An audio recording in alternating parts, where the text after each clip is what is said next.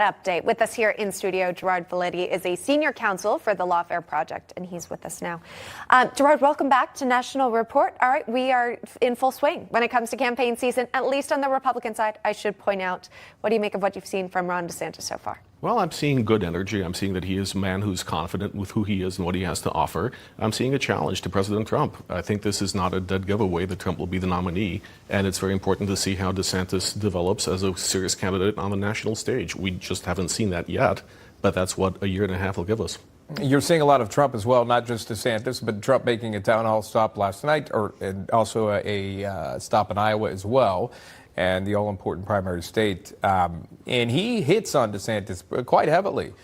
He talks about how he can get things done within 6 months, and says DeSantis could get things done in 8 years, touting how long he could be in office should he, gain the general. But do you see the same from DeSantis, or does DeSantis need to stay on his accomplishments in Florida when he speaks to voters, or do voters want to see him push back on the front runner? I think they want to see a little bit of both, Shaun. They want to see what his record is, what he's accomplished, and what he can do if he's elected president. But what made Trump so appealing to so many voters was that he's a fighter. He will take the fight to the opponent. He will not hold back. There's no holds barred. And they want to see that in DeSantis, there's a candidate who can do the same thing when it comes in the general election.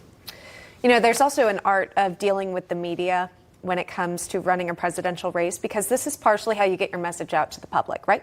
You're tuning into Newsmax, you're seeing what Donald Trump said the other day, you're seeing what DeSantis said the other day, and when you see those sort of quips with the mainstream media, there's a way to respond that doesn't come across, as a bully per se, but someone who can say, you know what, yeah, I actually just spoke with someone who said this, this, and this, and told me their problems and how they want to make it better and how I would be the best person to do that. Do you think there's sort of some path he might have to make up when it comes to learning the art of dealing with media? Well, quite frankly, I think both of them have a little learning to do. We've seen them hit equally on by the media, by their flubs, and by their inability to connect to some people. Mm-hmm. That being said, DeSantis, he doesn't have that much of a track record outside of Florida. We need to see how he interacts with the voter in Iowa, in New Hampshire.